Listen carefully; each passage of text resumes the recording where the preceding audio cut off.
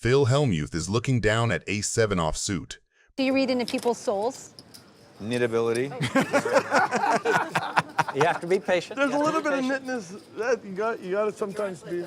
Pre-flop begins with a standard late position open that quickly spirals into a psychological battleground. Phil Hellmuth, the 14-time bracelet winner, initiates the action from the cutoff with ace-7 offsuit. In a vacuum, this is a standard positional raise to 600, designed to steal the blinds or play a pot against a wider defending range.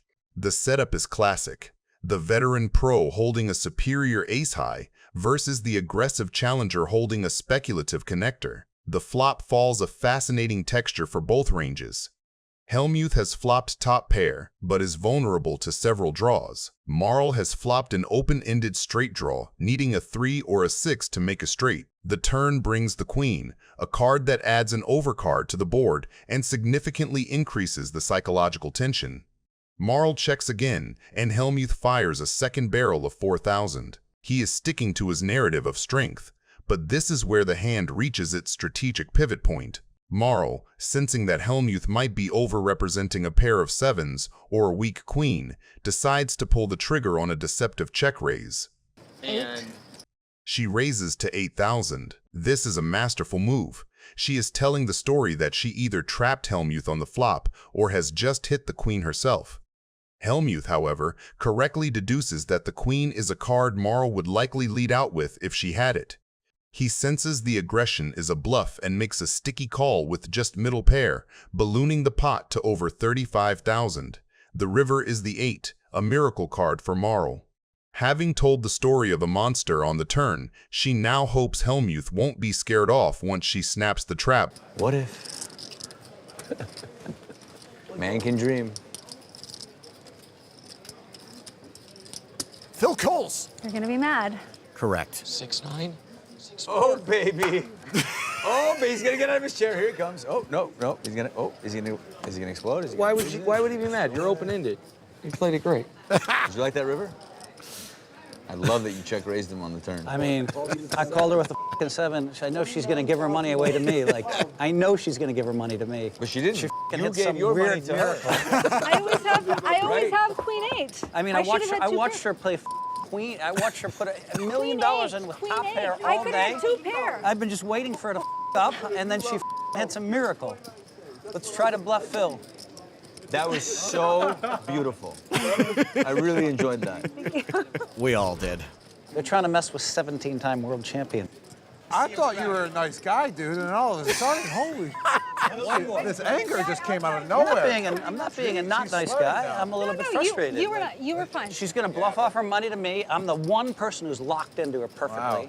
And she can never He's no locked matter into you what. perfectly. Hellmuth rants are so good, Gronk. That's what tilts me about poker, when you've been waiting for someone and you just pick them off and they hit a miracle. Schemion is looking down at pocket aces.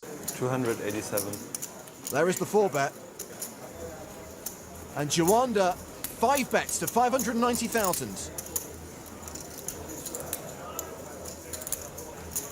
All in. There's the all-in. Call. And there's the call. Not cool, Zeus. Still a very tense moment for Schemion. If his aces hold, he's going to have a beschneffly billion chips. Juanda on the verge of elimination. So far, so good for Schemion. But there's a king on the turn! That movie is still having too many endings. Schemion gets coolered. Some people would say you have to look at this like losing a flip. Since you both play aces and kings the same way, it could have easily been on the other side of this.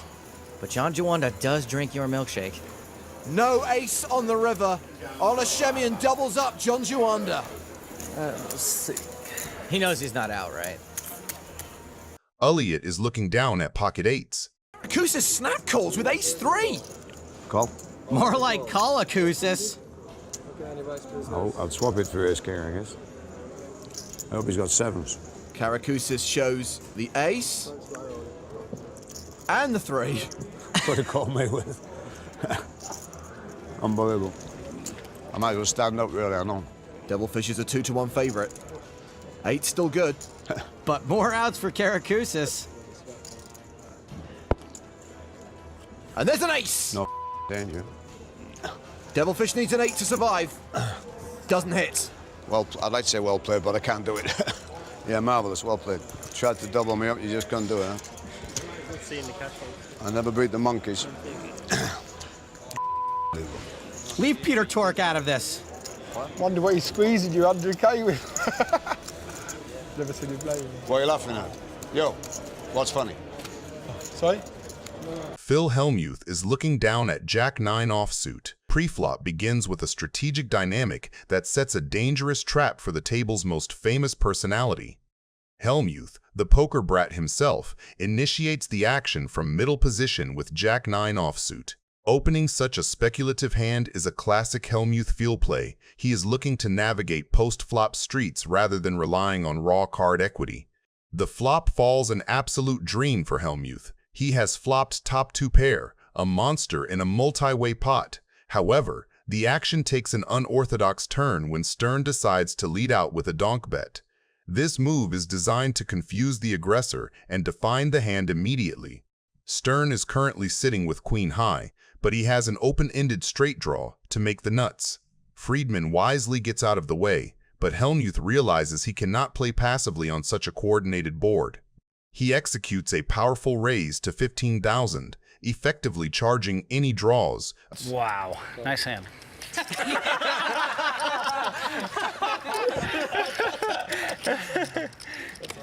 The turn brings the 8, which is the single most catastrophic card in the deck for Hellmuth. It completes the straight for Stern. In a brilliant tactical reversal, Stern does not check to the razor, he leads out again for 25,000. This is a masterclass in psychological warfare. By leading out after the board gets scarier, Stern makes his hand look like a semi-bluff or a pair of jacks that is scared of the straight. Hellmuth is now in a strategic torture chamber. He still holds 2 pair, but he is staring at a straight on the board. The river is the 7, a card that puts even more straights on the board and makes the hierarchy even muddier. Stern, sensing that Hellmuth is in call-down mode, fires a final value bet of 35,000. He is asking Hellmuth to pay a significant tax to see the winner. Hellmuth enters a deep tank, visibly agonized by the board runout. He knows that any 10 or 5 beats him, yet his 2 pair feels too precious to release. Is this for real? I mean, are these hands for real? Phil's impression of David after dentist. Wow. What can I beat? I mean, I guess I can beat Jack 8. All right. Phil calls. Ejector seat in 3, 2, 1, blast off.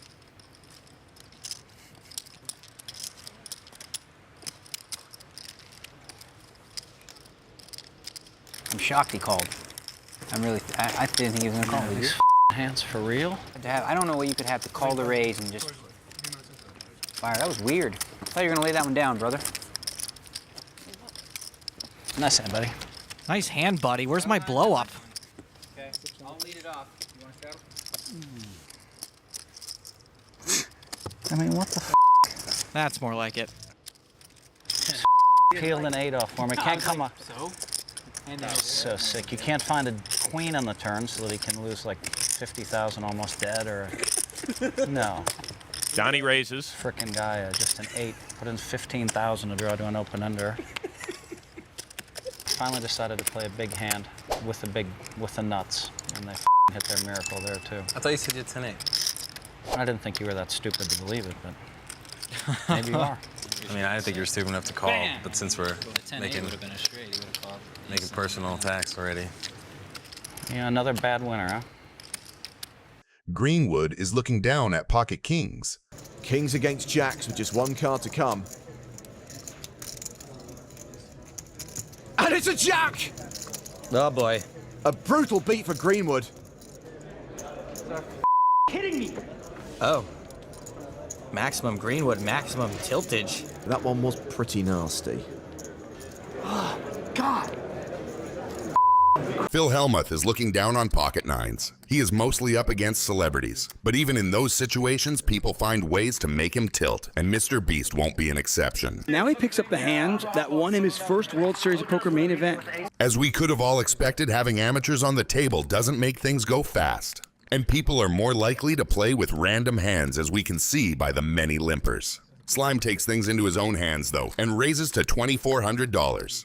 That gets snap called by Mr. Beast, and after some weird shenanigans from XQC, 3 betted by him with ace-deuce offsuit. Mr. Beast with 150 in front of him, so. $1.3 million retail, like a 450 in inventory. The what? I just told the story like 3 times. He lost a shit ton of money by tweeting out, I'm gonna give people free chocolate who like this tweet. Oh, yeah. Now we can observe XQC looking for the jack somewhere below the table, but as he can't find it, he decides to check, which is followed by a unison check around the table until Mr. Beast does this. Well, you're right, 10. I don't know what Mr. Beast has, but based on what else everybody else has. Let me know in the comments, what is your guess for Mr. Beast's cards? Phil's gonna call anyway, with nines. Not a believer. The turn brings the 8 of diamonds, which I don't really know how to feel about. Not knowing Mr. Beast's cards, he might have a straight or a flush draw, and I bet Phil Hellmuth is getting more and more heated with those pocket nines. After you see Phil Hellmuth's blow up, make sure to rate it in the comments from 1 to 10 of how crazy it was on the brat scale. He has probably something good, and he wants me to bet. But I kind of want him to bet as well, so it's fine. What's your call and you bet? 25. You make 2 pair, 10-3? Okay. I mean, I have a queen, so you probably have a king. You got a queen? You got me. Yeah. Queen of hearts, 5 of hearts. It's like impossible that I could ever be losing in this game. The man just bet a queen you do 5. this for a living? I called 5,000 under the fucking gun. I got to have 9s or above, and he bet a queen 5 for value on the river. Panka is looking down at pocket 10s. Set to lose 40% of his chips, but there's a 10 in the door! Ouch. It's like, it's a shot, like, for $2 million, really? Yes, really. I mean, it's 1.8 million, but I get your point. Srinivasan now has 1 foot out the door. He needs a jack on the river to survive. A lot going on in there. I think I like this Panka kid. It's a queen. Just can't believe it. Off, son. Real, man. Tony G is holding 5-4 offsuit. Pre-flop. Tony G opens to 1,000. Hellmuth bumps it to 2,000. That re-raise looks small, almost like a keep-it-friendly sizing, but it is actually very revealing. With a hand that plays great post-flop and dominates Tony's usual junk, Hellmuth chooses control over punishment. He does not go big and try to blow Tony out. He invites him in. Things can get nasty at the end, right? The river was wild. Confident that if they see a flop, he will outplay him. Tony checks, which is standard with his marginal pair and draw potential. But Hellmuth checks back as well. That check from a 3-better on this texture is all about pot control and deception. In Hellmuth's head, his hand is good often enough that he wants to see turns and rivers without inflating variance. From Tony's perspective, this is the perfect moment to take the lead. He bets 4,000. It looks like a probe from a weak 9 or a semi-bluff, but underneath it is pure value, designed to keep Hellmuth's entire range in. Call. That's 10 grand. Phil calls, sees the bad news. He has a full house. You didn't raise? At least maybe we'll get the blow up we're all waiting for. I know you got a flush. The 9. This guy's raising. He's got a 9. You drew. Explosion's about to happen. Bring the trike. Bottom pair against top pair, where he's going to pay me off another 8,000. But no, he fills up and wins 14 from me. You're a disgrace to the game. Where did he come up with that? I'll tell you, can I tell you one thing, Tony? Can I tell you one thing? I wish that I weren't a bad loser sometimes, but it's 10 times as bad to be a bad winner. And you're a bad winner, my friend. Tony G is looking down on 10-9 offsuit. Here we go, Phil. Did you raise it? Preflop is Tony G doing exactly what Tony loves to do, take a hand that plays huge on connected boards and drag Hellmuth into a pot. Back to the same tricks. I'm not gonna let you two just enjoy Back to the the pan. same old, same old. I feel like I'm stuck in the middle of a triangle. Stuck in the middle. Hellmuth opens King Jack, a very Hellmuth hand, strong enough to raise, not quite strong enough to want a giant pre-flop war. Tony flats with 10-9 suited, the classic, let's see a flop and torture you later. The flop comes 8, Queen Jack, and it is a total car crash in slow motion. For Tony G, it is perfect. 10-9 gives him the nut straight immediately. We're gonna draw. Draw your gun. I got a big draw, Tony. What do you want me to do? The turn brings the 5 of diamonds, which looks like a total brick. Nothing about this card should scare off a player who was happy on the flop. Tony now leans on the situation. The sizing tells the full story. Into a pot that was already inflated, this is not a little probe, it is a serious ask. With the nuts, Tony wants value from exactly what Hellmuth has, strong 1-pair hands and pair plus draws that hate folding versus him. Hellmuth thinks it through and calls again. Where's the big draw now? Oh, where's the big draw? I think I'm gonna check to you or what? Well, I thought maybe you would, yeah. Yeah.